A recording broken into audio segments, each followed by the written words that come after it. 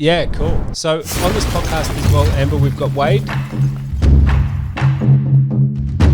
Hey guys, welcome to the AIA Digital Podcast, Digital Marketing Podcast. This is very exciting today. We've got an amazing guest. I'm super excited about hearing from this guest. She's a civil engineer, serial entrepreneur, motivational speaker, and digital nomad, Amber Renae. Welcome. What was that, Amber? Sorry, the crowd was cheering. Thanks so much for having me. I'm excited to connect with you guys. Yeah, cool. So on this podcast as well, Amber, we've got Wade, who's our technician. Recording in progress. Yeah, that's me. That's my In progress. alter ego. We've also got Rossi, who heads up our SEO department here, Hi. and Olivia, who heads up, she's our accounts director for the ads that we manage. Hi. Hi. I can only see. I can pretend that's me. Like I'm the avatar. I'm the avatar. Yeah. Cool. You I can only see you, Wade. Is that Yeah. right? That's Yeah. me. Cool. That might make things a little bit tricky, but that's cool. So, Good. Amber, let us know a little bit about your story, seeing as you've got obviously such a wide variety of skills, and how you got to where you are now. So my entrepreneurial journey is a little bit more like a roller coaster than what we see on Instagram, like the hashtag entrepreneur life. I actually started as a civil engineer working on a construction site, and I used to build roads and bridges. My nickname on site was Pinky because I painted my steel cap boots pink. And I kind of always knew that engineering wasn't really my thing. So I quit that and just followed my passion, which back then was sewing clothes. So I started on a sewing machine. I made 4 shirts one week. I took them to the Cool Boutique in Brisbane. They bought 4 shirts. The next week I made 8 shirts. They bought 8 shirts. And then 5 years later, I had 120 accounts around the world. I exported to Paris, Tokyo, LA, and South Africa. We did runway shows all over the globe and dressed some of the biggest celebrities of the time, which back in the day was Paris Hilton. And this was before the internet. So this was sort of like, to get customers back then, I used to have to post out a physical catalog and then pick up the phone and cold call customers and be like, do you want to buy my clothes? So I just had like rejection after rejection after rejection for years and years, which really built my sales skills as a business owner and as an entrepreneur. So that was my first business. I kind of always thought that I would do that business forever, but the universe had grander plans for me. And that business actually went bankrupt. My manufacturer went bankrupt, which forced me to go bankrupt, which caused like a whole incredible amount of mental health issues. I was very depressed for a very long time. I had mounting debt, which I needed to pay off. And I swore I would never, ever be an entrepreneur ever again. And that lasted about a year until I started my second business, which was a fashion styling, like a consulting business. So a one-on-one, working one-on-one with clients, sort of like a freelancer thing. That business I started with, again, no contact, no network, no clue. And 3 years later, I had 2 of the best contracts in the country. So I was the fashion editor for Women's Health and Fitness magazine and the resident stylist at Southern Cross Austereo, which back in the day was one of the biggest radio and TV networks. And during that time, I had incredible opportunities. So I ended up becoming the fashion TV reporter for Fashion TV, where I traveled around the country and interviewed anyone who's everyone in the world of fashion and celebs. And I lived my best little fashionista life. And I thought for sure I was going to do that forever, just, fashion styling and TV presenting and working with celebrities. And that's what I thought was going to be my dream and where I would end up. But again, the universe had other visions for me. And again, I lost all of my contracts in the space of about a month. I went back to trying to get a job on the construction site, but a construction site didn't even want me. I had no opportunity and nothing going for me. All I had was a lot of knowledge about how to build a business. And so I took that knowledge and I opened up my iPhone one day and I sat down and I taught my very first e-course, which was how to become a fashion stylist. That was back in 2015. I used to have to explain to people what an e-course was. So no one really knew what an e-course was. I had to try and get them onto a webinar. No one knew what a webinar was. But anyway, that first e-course that I created ended up doing 6 figures in the first year. And I did that because I took 18 e-courses in how to do digital marketing. So my first year of business, I studied 18 courses in email marketing, Facebook ads, funnels, courses, everything there was to learn, and did 6 figures in the first year. And then from there, that business has just grown. So I've realized that I had other transferable skills that I could help people with. And I've since gone on to package those skills into different courses that touch on different topics when you're a female entrepreneur and you're trying to become a personal brand and get publicity. And then my latest course is Freedom Funnels, which teaches you how to build an online program and sell it on autopilot using funnels. And that course actually did 104,000 in pre-sales. So I got paid 100 grand to create that course. And that's where we are today. That's my entrepreneurial journey, not like what we see on Instagram, I'm sure. It's amazing. That's an amazing the drop shipping miracle of Instagram. Yeah. So you're doing that now, the e-courses. That's what you're still doing at this point? That's right. That's my current business. Mm-hmm. So take me back a little bit, because it's a fascinating story. You must have done engineering in university, right? That's right. Yep. I was the first person in my year to get a job, and back then there was about 10% of the engineers were females. Yep. So I was sort of 10 girls out of a class of about 100 men. Wow. Yeah. And what was it that made you decide after doing that for a little while that it wasn't for you? I guess I always knew it wasn't for me. I always was always going to get into fashion, but I'm really good at physics and maths, and my dad's an engineer, my brother's an engineer. So it just wasn't really a thing back then. You had to get the degree, you had to get the piece of paper, you got to get a good solid job. Like there was no such thing. Like even when I started my business, people used to think that I was self-employed and that was a bad thing. So how these days everyone wants to, be your own boss, but back then it was very frowned upon. Like it was shameful to have your own business. Like, so like, oh, you can't get a job, you poor thing, you have to run your own business. So yeah, it wasn't something that you did back then. I'm showing my age. Right. And so I'm also very curious about these t-shirts. What was it about these t-shirts that was so wildly successful? What was it that made people want to buy these things? Yeah, so I have 3 brothers, and obviously I came from engineering, so I'm surrounded by men, and I started making men's button-down shirts in floral women's fabrics. So like a really fun florally cotton fabric that literally no one else had. Like these days, men go and buy a floral shirt. Are you talking about like a Hawaiian shirt or not? Not Hawaii, like much cooler, like classier sort of things. But like back then, men were only kind of wearing like plain shirts. If you're going out clubbing and stuff, or like to a restaurant, it just wasn't. Colors. Is this around the same time as the Ed Hardy? Oh yeah, but I wasn't like that. Don't associate me with Ed Hardy. I'm not like that. Pearls and over the top. It's from crazy. Traditional tattoo. Yeah, style. okay. Yeah. But we were doing like, salmon colored shirts for men, which was wild back then, things like that. Yeah, cool.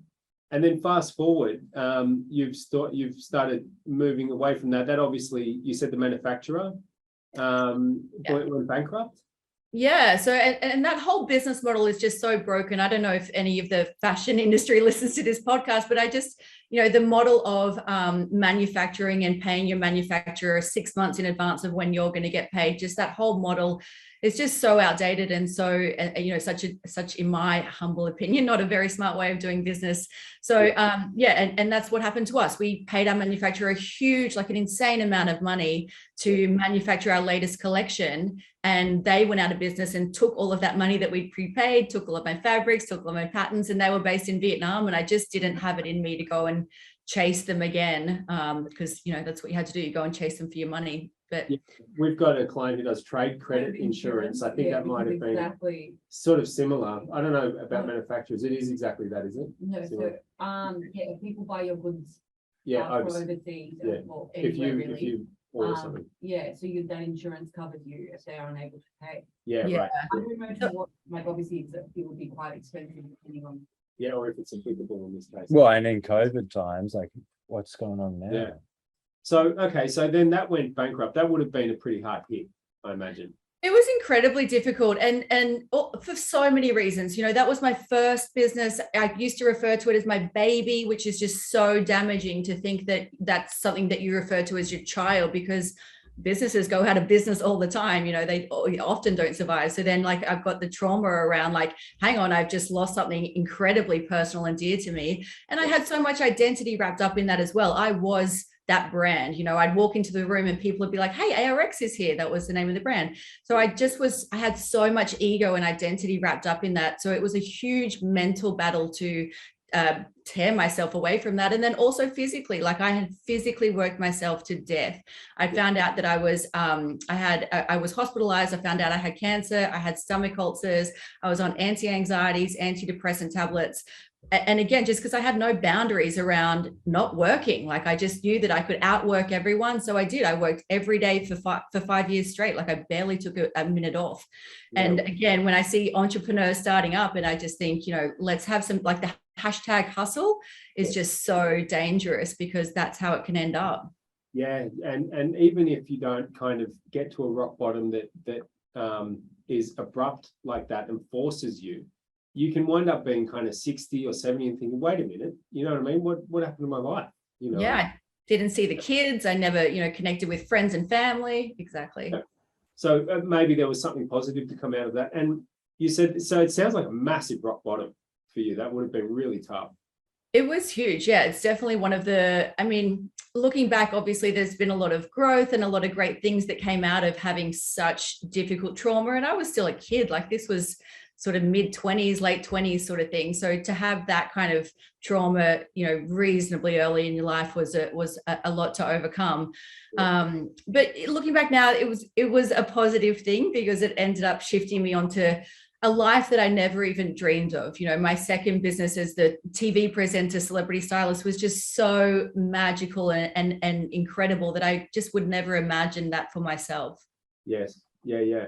And then you moved on to the next phase. You managed to pull yourself up by the bootstraps, despite all odds, and get into fashion. What was it? Fashion stylist.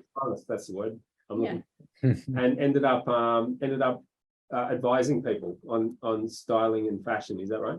Mm-hmm, that's right. Yeah. So it started off as a one-on-one consulting thing, which I'm sure a lot of your audience, trades their time for dollars, hourly consulting, that kind of gig. Yeah. And then after a while of doing the one-on-ones with personal clients, I landed the two really great, just regular paying jobs, which, you'd sometimes crave when you're a freelancer. You're just like, I just want someone to pay me every week, whether I'm showing up or not. So it was that kind of thing. Yeah, cool. So, after that, you've moved on to now you're kind of working in the digital marketing space, right? You started working from there into the e-learning platforms, e-courses and things like that. It was just such a organic way to start this business. And I always say to people when they're going, oh, I don't know what my purpose is, I'm not sure what business I should create, I always just explain to them, just follow your bliss, like follow what's lighting you up, follow what you're passionate about, and just see what that turns into. Because I know when I started all three of my businesses, I never started off to create these global brands. I just started because that's what I was passionate about. I used to love making shirts, so I made shirts. And then in this business, I just love teaching. I love helping people. So that was what I sat down to do. And my curiosity really led me down this path of growing it into a really big, purposeful kind of business. So, like when I first started, I was doing like every Sunday I'd wake up and study an e-course because I loved it so much. I just wanted to learn about it.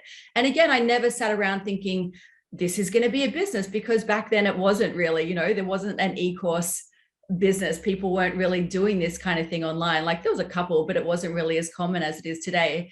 So if anyone out there is sitting around thinking, I don't know what my purpose is, my advice is just to follow what you're interested in. Like, what would you do on the weekends? What do you listen to? What podcasts do you listen to? What YouTube channels do you watch? And then see what you can turn that into.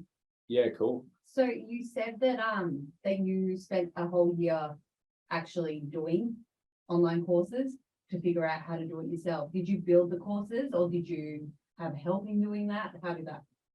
No. As you would have heard, I still come from the whole era of me having to do everything myself. I still hadn't quite learned my lesson from that one. So no, I really put in a hard couple of years to build this business, as anyone has to do.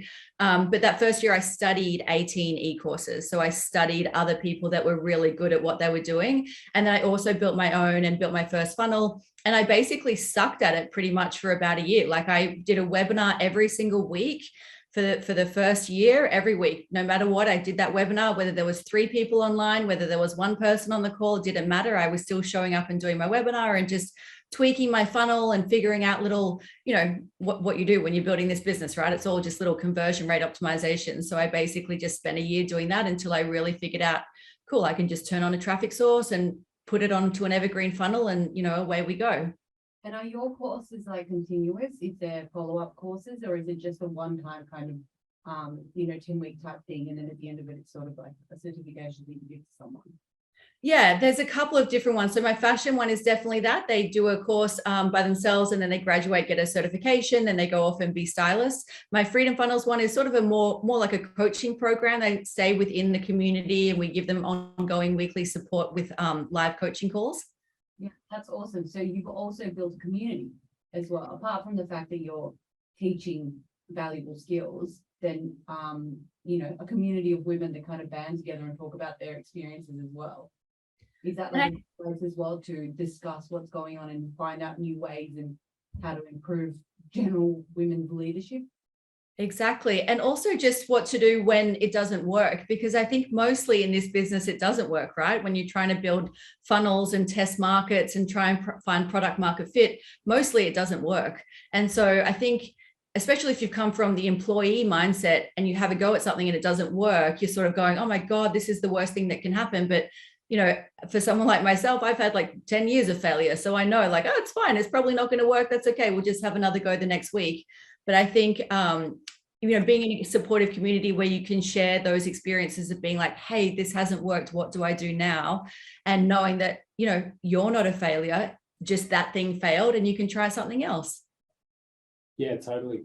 I was gonna say, I think that's one of the most inspiring parts is everyone hits failure. It's what you do from that, and all the success that you've been able to build from those failures to bring you to a place that maybe you never thought that you would be. Bringing you as much joy as what you're doing now does. It's amazing that, a few years ago, you would never think that you would be doing this. And just, how to embrace all the changes that happen. Yeah, I think resilience is the key emotional factor that entrepreneurs need to develop if you're going to be successful, because really as an entrepreneur, you're just problem solving, right? You're just trying to figure out what's gone wrong today and trying to find the quickest and easiest way to fix it or to change it or to evolve from what hasn't worked into what has worked. So I think, resilience, I think failure is a huge part of the entrepreneurial game. And I think you need to really develop resilience if you want to be a successful leader and a successful entrepreneur.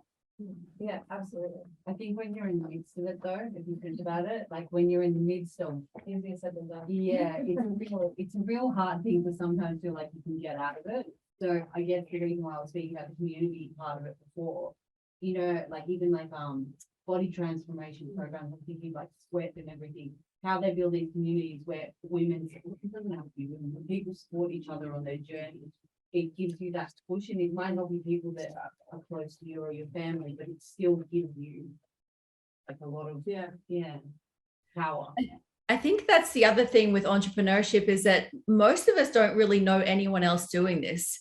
So like, if you go and talk to your partner or your parents or your family, they're just going, okay, cool. Like even my mum still thinks like I'm about to go and get an engineering job, it's still just like, how's your little business going? It's like, it's good, mum. I'm not going to be an engineer again, So like, it's difficult for people to understand who aren't in the mix.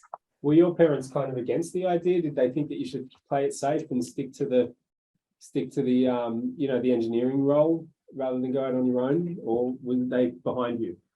No, they weren't behind me. I mean, no, so that's a lie. I set up the first business whilst living in their house. So their garage became my fashion studio basically. And the whole garage was filled with clothes. So they were allowing, I wouldn't say they were supportive, but they were certainly allowing of it to happen and never sort of, never really harassed me to go back to engineering. I guess they kind of always just assumed I'd give it a crack and then it had lasted a week or 2 weeks and then I'd go back and it just never sort of ended, I guess. Yeah, cool. It can be lonely though, right? The entrepreneurial world, like, or even entrepreneurial or any kind of people that really want to be successful, you've got to have your own back. Like that's something that I think that I've heard from a lot of entrepreneurs over the years, that you get people saying that they support you, but at the end of the day, it's you alone in the middle of the night, burning the midnight oil, getting work done, and having to believe in yourself, but is kind of the biggest challenge. Totally. Self-belief is probably the hardest part of conquering an entrepreneurial business is figuring out that, like, even if it doesn't work today, you're going to believe in yourself to have another go at it tomorrow. And that can be a really difficult mindset to master. And again, it's like all of the mindset techniques and all the emotional techniques, is that it's something that's built over time. It's not something that one day you're going to wake up and you're going to be self-assured. It doesn't really come like that. Usually that sort of self-assurance comes from backing yourself multiple times and realizing like, oh, I'm going to be able to get myself out of this. And I know that I'm going to, do a good job. Or if I don't do a good job, I'm going to reassess and get myself out of it next time, or whatever it is. But it's really by having those little mini battles throughout your career that you do actually build that self-assurance. Yeah, nice. Yeah. I have a question. So when you've reached, kind of one of your darkest moments, I guess you spoke about that really quite traumatic, real avalanche of things happening in your life. How did you pull yourself out of that? What got you out of it? So I'll talk about the second one. This is when the second business ended, which was when I knew that my fashion career was officially over. So I'd sort of done everything in the world of fashion. So I couldn't go back and start another fashion business. There was nothing left. And fashion was my childhood dream. That's all I ever imagined from 3 years old, 5 years old. That's all I wanted to do. So when I had that realization that my fashion life was over, it was incredibly difficult. And I'm talking like I spent 6 months in a really severe depression. The first 2 or 3 weeks when I sort of realized I wasn't going to start another business or in fashion, I was quite suicidal. My brothers had to come around and check on me every day and make sure that, nothing had happened that, through the night or anything. So it was an incredibly dark time.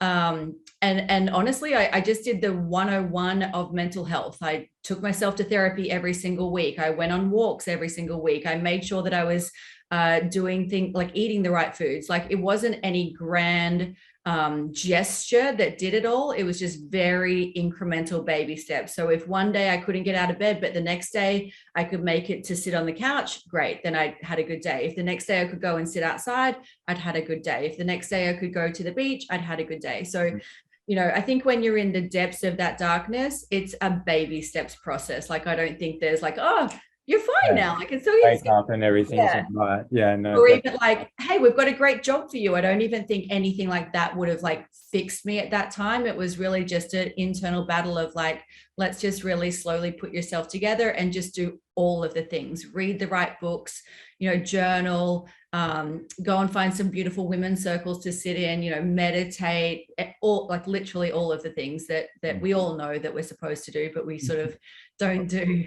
Women's circles to sit in for a while now, but none of them will have them.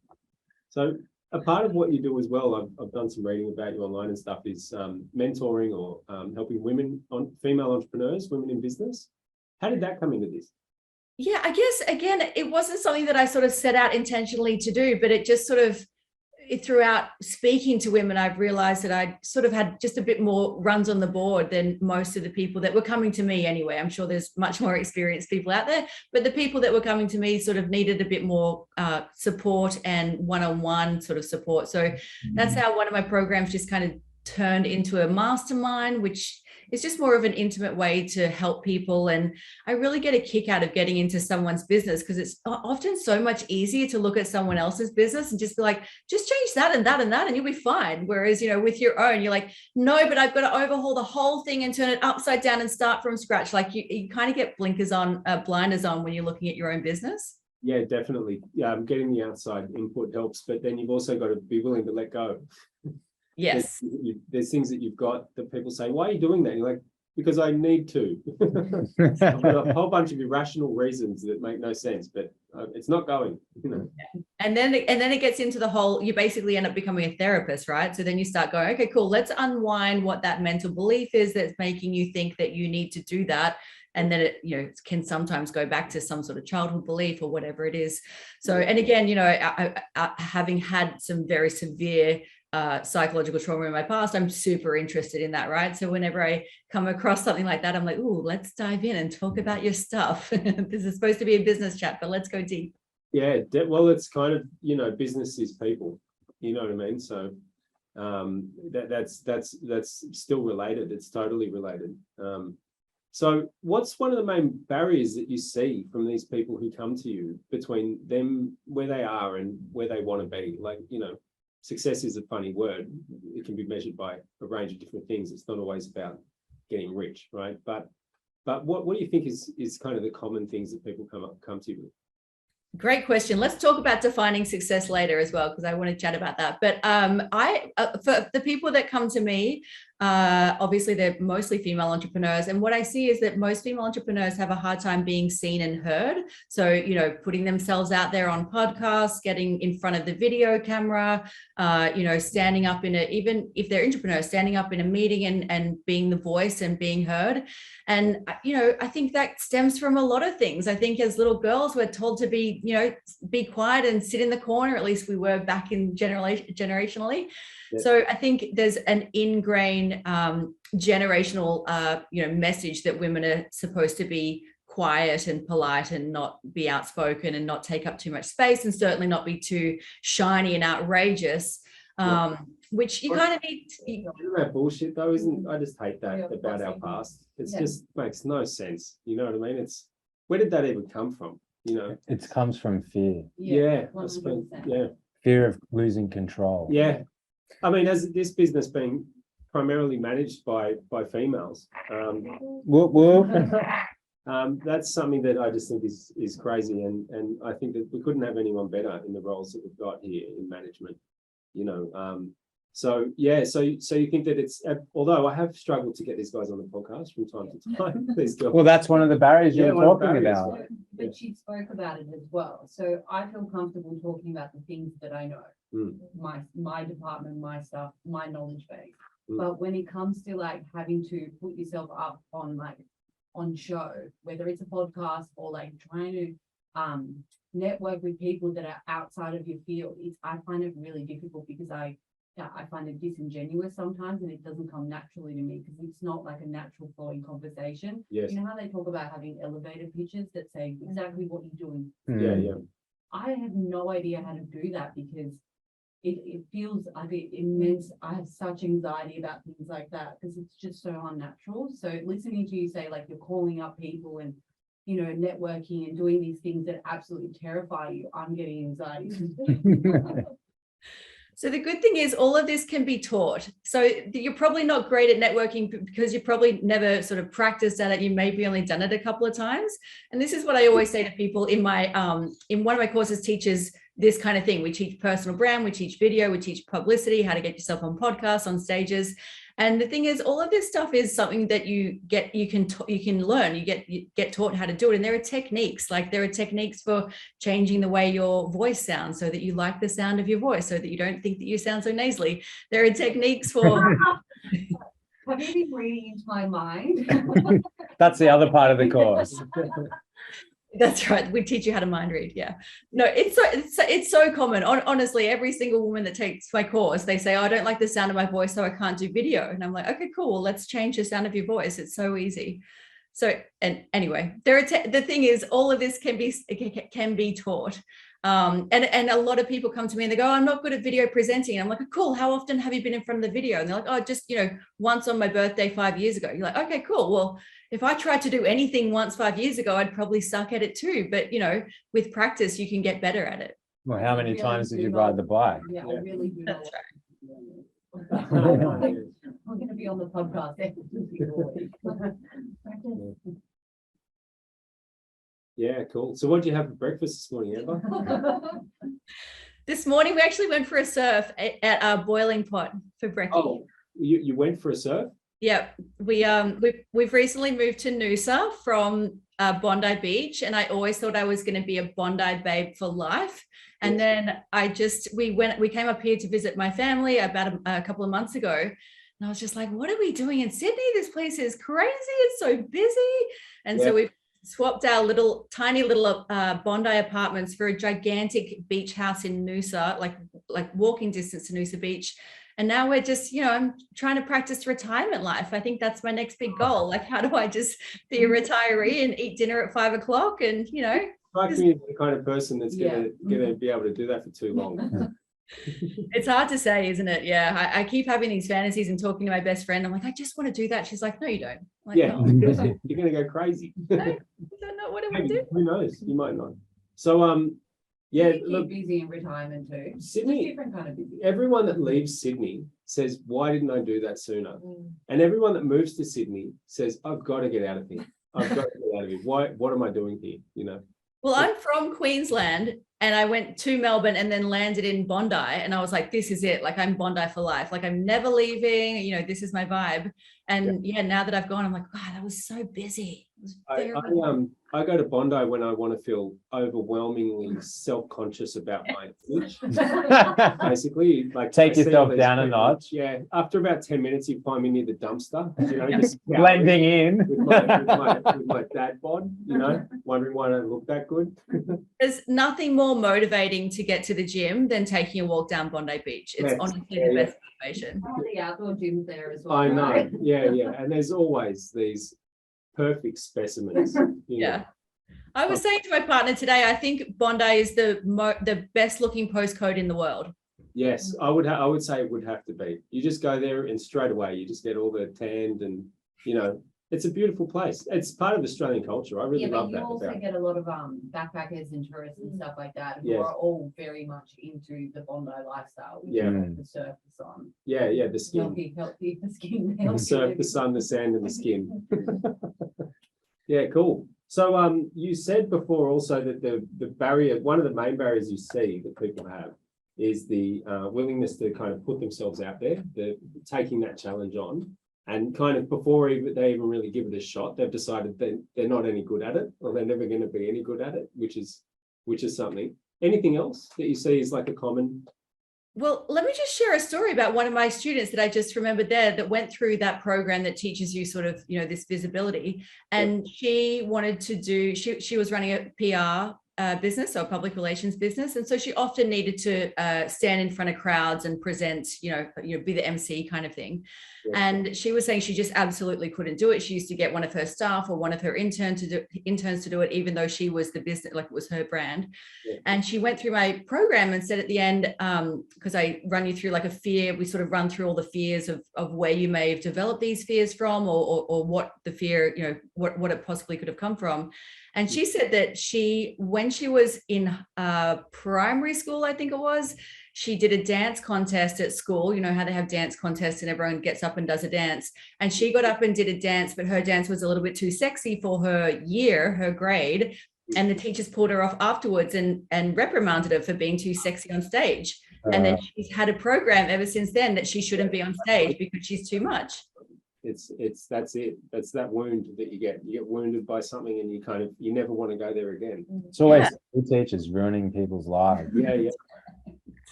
They cop it, don't they, school teachers? Oh no, they Yeah. give it too. They it shapes this woman's life. Yeah. Yeah.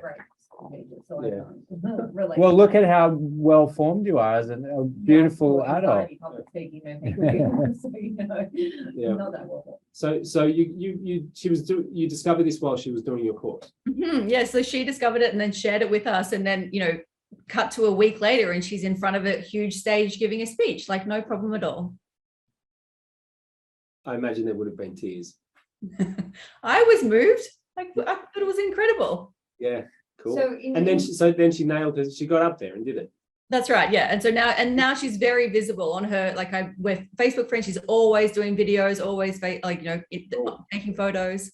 It's a big step, right? Getting yourself out there is something that I really want to do more. I'm motivated. I'm ready to get out there. I want to leave this podcast and start broadcasting myself in another platform.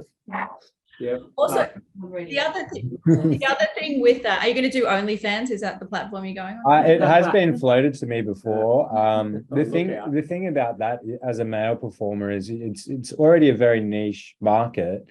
And She I was would joking, mate. okay, well, maybe I'm trying to sell myself right now. Good business, always working. Yes. Never stop. Well, the other thing with putting yourself out there is to take baby steps. So just do a little bit of putting yourself out there. So don't try and do a live stream when you've never done a live stream before. Maybe just one of the little very Don't get nude on camera if you've never done it before. So one of the techniques I teach is just, if you're really terrified of camera, which some of my clients are, is to start doing videos for your WhatsApp group. So are you in a WhatsApp group with your friends and family? And so just work. Yeah, that's right. That's actually a good idea. It is. Yeah, totally. and then you get used to seeing yourself on camera, because a lot of the times when we watch it back, we're like, oh my God, do I look like that? Does my face do that? Do I sound like that? And a lot of us, in fact, all of us have weird facial tics that we're not even aware of until we see ourselves on camera. And you're like, oh my God, is my face doing that?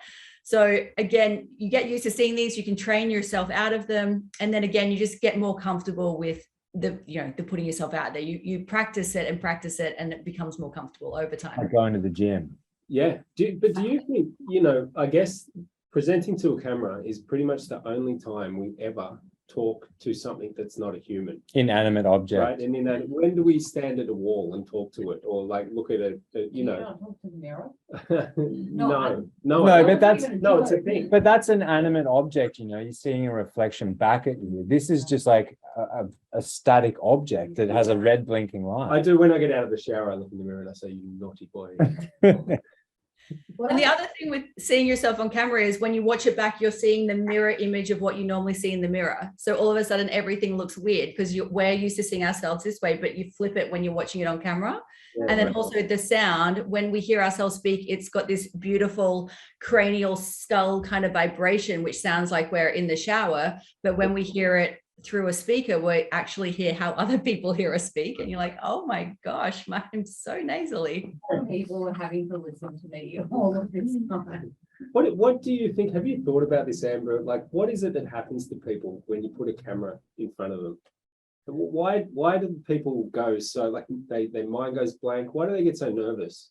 I actually think it comes from getting your photograph taken. So I think most people, a lot of the people that I know that don't want to be on video also don't want to get their photograph taken. And normally that's because, again, they haven't been trained in how to take a great photograph. Again, it's something that you can literally figure out the angles of your face, figure out what works for you, and take a great photo every single time. But I think most people don't know these tricks, haven't worked in the fashion industry for 15 years. And so when they take a photo, they're like, oh my God, I'm hideous. And so then it's just that programming of like, oh, there's a camera. No, I don't do the cameras. Yes. Yeah, totally.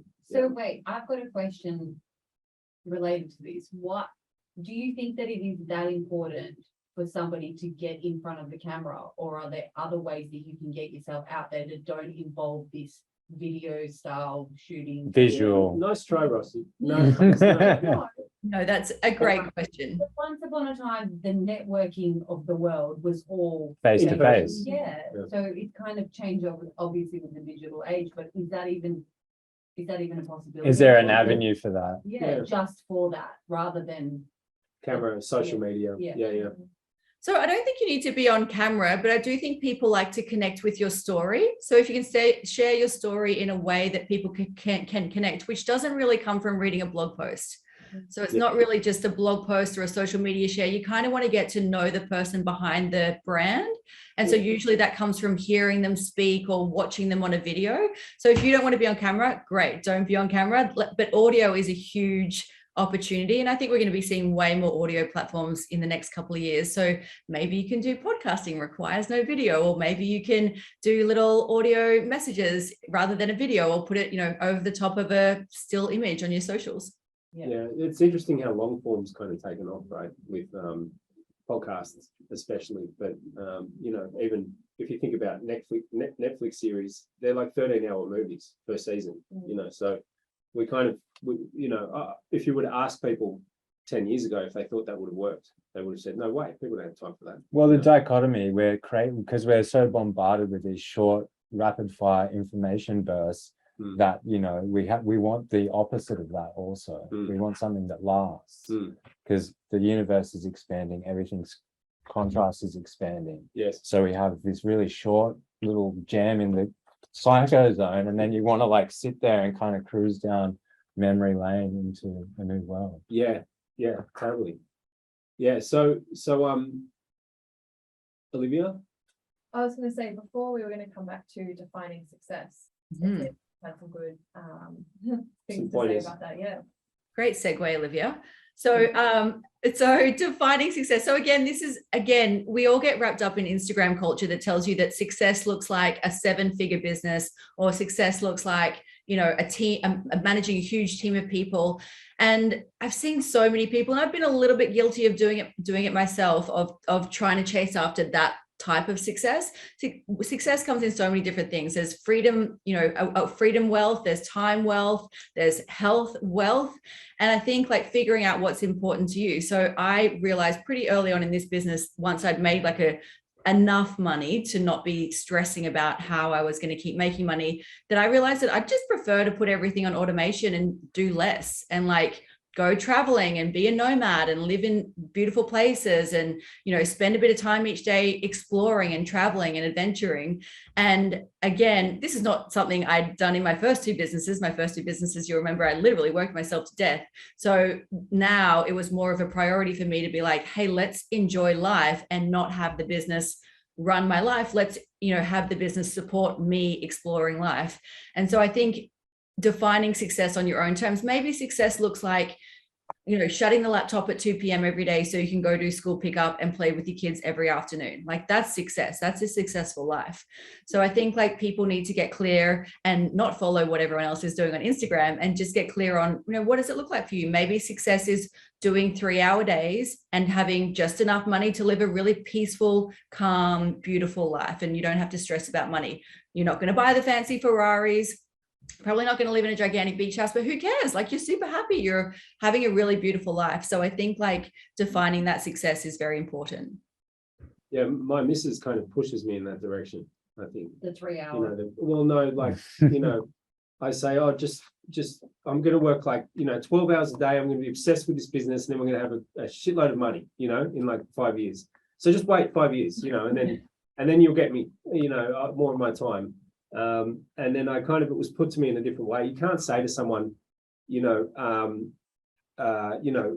just going to be obsessed about this business, and then look how much money I'm going to have. In a relationship, it doesn't work. So I think entrepreneurs often also have a problem in relationships when they become too obsessed with their businesses, because you kind of become the business. Mm-hmm. Rather than the business being there as a tool to help fund your life, or for you to funnel your passion through it, like you said before as well, Amber, that it becomes a part of your identity. Mm-hmm. And that's dangerous, right? Because businesses don't always survive, and they don't always do well. Where does it end exactly, and where does it? That's right. So, the whole being an entrepreneur thing kind of comes with this connotation that then, if you're an entrepreneur, you should be doing nothing but trying to make millions of dollars, 16 hours a day. The hustle culture, right? Yeah, I know Founder, on the Founder's Instagram page, every single person that puts up a quote about how they, where they started and where they are now, almost every single one was like, the failures, but I took aside like 3 to 5 years and I did nothing but that. And you're like, nothing but that, you kind of understand that's like a 20-hour day every single day for that period of time. And of course they become successful, but for some people, because for some people, they cannot sustain that kind of lifestyle. And as you said, like mental health comes into play. You're physically, mentally, you're just incapable. And the promised land doesn't really exist either. Like you say, I'm gonna. It's never enough. Yeah, it's never enough. And the more that you get, the more you've got to lose. So the more kind of stressed you get about it. And not only that, but I've also thought about this. I've seen it coming, because I hope to one day get to a point where I don't have to work, right? And I've got enough money to live comfortably. But even at that point, you've got your accountant ringing you saying, where are you going to invest this money? You can't leave it sitting in the bank. They're going to go, oh, should you sell this? This share's gone down, invest in this property. You're never going to get out, you know what I mean, completely, where you can just say, I'm not worried about it at all anymore. I'm going to do whatever I want. Because it's still there to be lost. It's still there to be lost. That's right. It's still there. It needs to be invested. It's still there. You've got to make decisions about what you're going to do with it still, which is stressful. So it's a dangerous game to play, right, Amber? That's right. So just define what you want that to look like, and then hopefully you can start playing your own game and not be wrapped up in the Instagram world. Yeah, nice. It's true, because most of the time you probably don't want a stack of money. You would love the freedom to do whatever you want with your family and to be able to relax. Like, it's the same thing. You don't want the money, you want what comes with it. That's right. Yeah, there's a risk that you fall in love with the money, the chase, the money itself, not what you can do with the money. Yeah. Do you know what I mean? Like because then you get stuck in just looking at the numbers in the account, which is like soul destroying and boring. You know, you've got to kind of be, and then no matter how much, you know, there's people like this as well. No matter how much you earn, spending any of it is painful. because Yeah, you- well, you're- most you're rich people Yeah. are the biggest tight asses ever. That's right. It's like far out, man. What the hell have you been Why doing did you this earn all for? this money? That's right. Yeah. You But want have to split this coffee, bro? There's a really powerful exercise you can do too, where you list out like what you'd love to buy, like a sort of like a, if I had all the money in the world, what would I buy? And it's like the immediate list you're sort of 10 to 20 grand away from getting yourself out of like all the immediate things that you really want to buy. And then there's sort of only for most people, another sort of 100K around like, oh, I'd love to buy all these things. And then after that, you're done. You're like, well, I don't need anything else. Like I bought everything I want to buy. I've traveled, I've done all the things. And it's really not this, we all think, oh, 7 figures or 8 figures or whatever your figure is. But it's really not that much money. Like most people are a lot closer to having that dream life than they really think. It's just if you sort of like actually map it out how much it's actually going to cost to do all the things that you want to do, it's really not that much money. Billy's a little bit different in this case because the kinds of toys that he keeps looking at are more than just the 6 figures. Yeah. Well, he's wrapped up in the sauce. Yeah.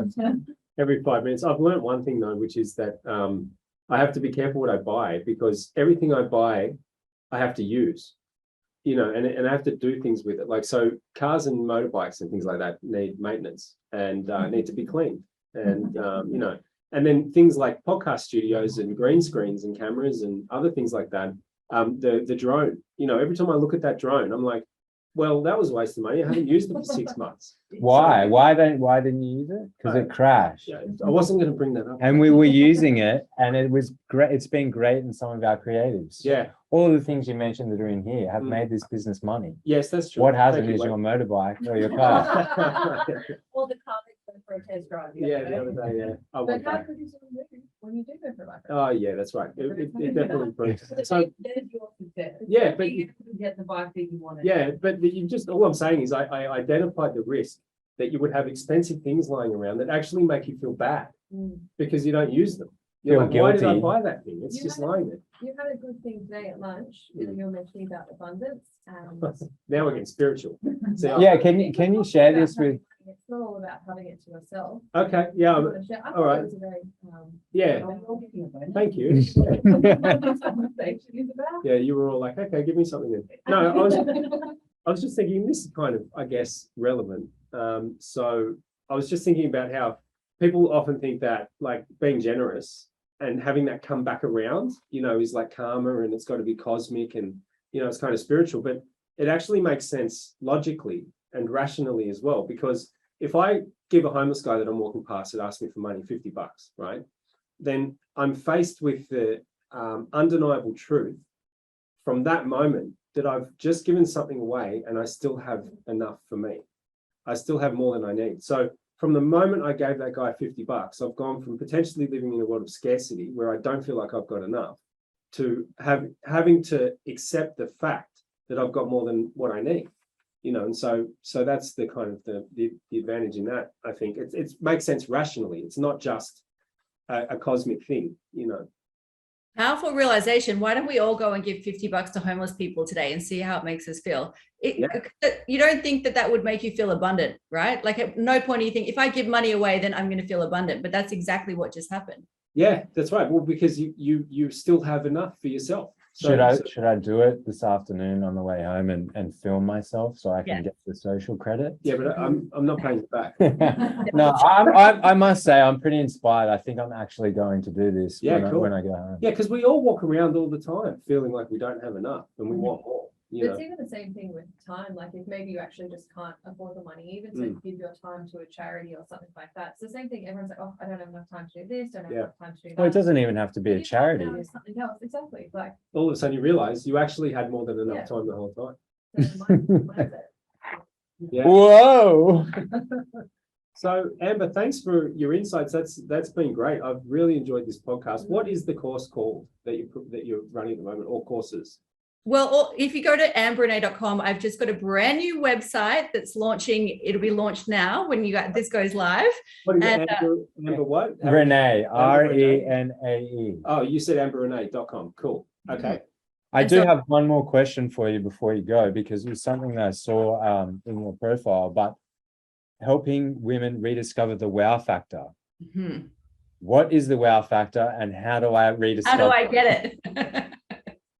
So that was coming from my my Amplify Your Impact course, which is the personal branding course we've spoken a lot about today. So that's the course that teaches you how to do exactly this. So to get yourself into a frame of mind where you're comfortable being on camera, giving you on-camera confidence, which a lot of that actually comes from my fashion styling background. So I teach you how to dress, what colors suit you, what makeup suits you, which again, a lot of women just don't know. That's why they hire personal stylists.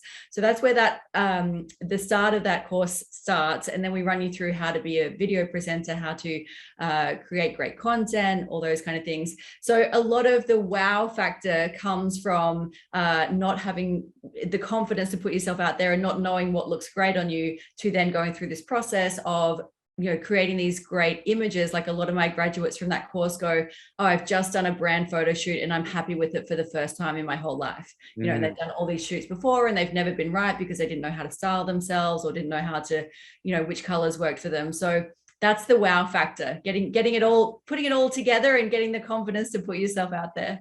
That's Nice. great. Very cool. So Wade, I reckon you can do that. Yeah, I mean, I don't know if I've ever lost my wow factor, but I'm always keen to add more. Totally. What are your plans for the afternoon, Amber? I'm gonna knock off for the day. It's 4 p.m. on a Friday, so that's enough work for me for the day. And we're probably gonna go and explore Noosa. We're new Noosans, so we're gonna go check out the local hood. I heard there's a new Japanese restaurant opened recently. I was up there, only a little while ago. Got some friends there. Where? It's in Coolum. Oh, it's in Coolum. Away. I got confused. Yeah, I'll have to check it out. I'm open to all suggestions. If you're listening to this on the replay, please feel free to DM me Noosa suggestions.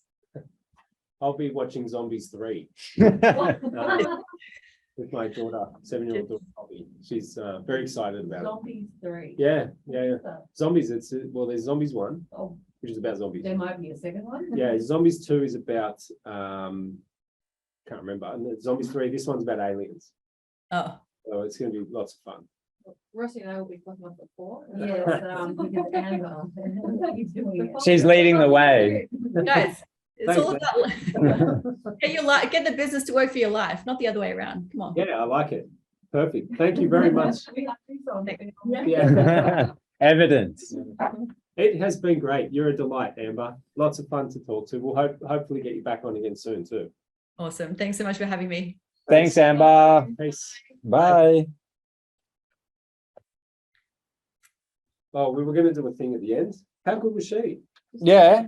She's still here. Ah, sorry, Amber. You Am I know thing up first. Can I go? No, You know you what are. You don't want to promo or anything? You good? I think we're good. We're good. Thanks, Amber. Okay. Thanks. Bye. Bye. Thank you. Bye. All right, we're still going. Wait. We're still going. We're still going. Oh, what? What? How good was she? Yeah, we got to have a breakdown afterwards. A breakdown. Break it down now. It's still recording. She was great. She was great. I would be Yeah. very interested in The going course. through. Yeah, I actually, having a look. Yes. Yeah. I think she was a lot of fun. What did you think, Rossi? Yeah, I really liked her. super inspiring story. I think I wanted to ask her though about this whole thing about the confidence and like getting in front of the camera. Is that something that she's been able to teach other people how to do it because she's had Yeah, that learnt it her herself. entire she learnt it or has she just could kind of rise above it? Because I sometimes I wonder whether it's a confidence thing. I feel like I'm a confident person, but I really dislike It's in that different stuff. situations though. I'll just tell you, right? When I made my first cold call, all right, I was the worst. It was the worst first cold call on the planet. I was never. This is something. These are all skills, man. These are all skills. Someone that gets up at TED Talks and Yeah. just smashes it out of the ballpark. that is like their 500th time they've given a talk. You got So- to, you got to, so Like you going know- to the gym. yeah. No, but so I think about it this way, like when I first started managing clients here Yeah. or like speaking to them on the phone, it would have been a whole different sort of conversation and process. But now, like I was talking to Adeline about it as well. Like we'll go into the meeting room. She's like, you're just so confident when you speak, but it's because it's what I know, right? And I'm passionate about what I do. It also comes with time. The But more you do the it, difference is like when we're out in the wild, like with the clients, it's different because you know them. You've spoken to them so many times before. You've built up a relationship. I can have a conversation with you about the most random thing and be comfortable because I know you. Yes. You But- build the but- rapport. But when Yes. it's with complete new people, it's not that I'm shy, but I'm not this. We haven't built a connection yeah. A yet, lot so of it you you don't want just to be pretend. vulnerable. Yes, it's the pretending that I cannot do. You I- can do, you just haven't practiced. it. Yes. I had an epiphany. I think I was about 15 and I was on a bus. Was her name Tiffany? An epiphany named Tiffany, no. I had an epiphany and I had been a very, very self-conscious teenager. I'd been very nervous, very self-conscious, very shy, It's pretty hard to believe, right? very low self-esteem. I had a hard time in high school. I had acne. I got picked on. It wasn't fun. But then I realized that in this one moment, I'll never forget it. I was on the back of the bus and I was looking out a window. And for the first time in my life, I recognized in someone them being self-conscious. Feeling the same. Right? Yeah. I saw this person who was even more self-conscious than me. And it hit me like a wave, and I've changed ever since. It changed my life because I realized that other people are just as nervous as I am. Do you know what I mean? Everyone's just like, when you have an interaction and you walk away thinking, gee, what did that person think of me? You know what they're thinking? The exact same thing. Gee, what did that person think of me? They're Yeah. not thinking, do I like that person? Unless or they not? are a narcissist. Yeah.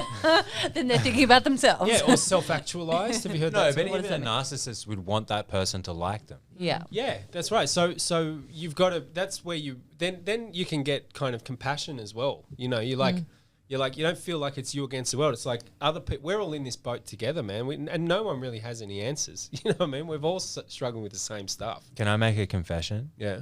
on air. On air? You sure you want to do this? Yeah, 100%. So the new client that we have working with this mentalist, I was watching the videos. Yeah. I had to fucking hold back the tears. It just struck something in me. I don't know what it is, but it's the most random cheesy shit. And I was going to cry. Like, I was full blown have a cry. Like, not a sad cry. Yeah. But it's like some Being kind Inspiring. of Yeah, Yeah. yeah. Yeah, it's a beautiful thing. Yeah. Being you're a Some guy sensitive reading someone's mind. Like, Yeah. He like, read that man. Yeah, I know. What's wrong with me? You want Well, this good has to be been really sensitive. fun. Yes, it And has. please, we want you back in here. Yeah, you're coming back in. And next time, I'm a one-hit wonder. what, you didn't have fun? Yeah, it was very. Did you learn something? Sure did.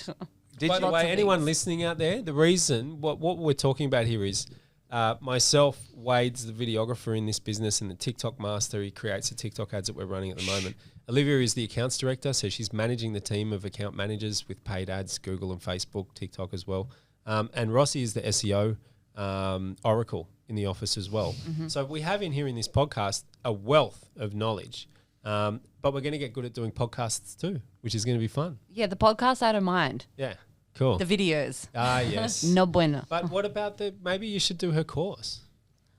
I'd actually love to. Who would benefit more out of that? Well, probably you, because Totally. regardless of your All the AIA or opportunities not, that you could have. Yeah, exactly. To be a female You know what we're entrepreneur. gonna do?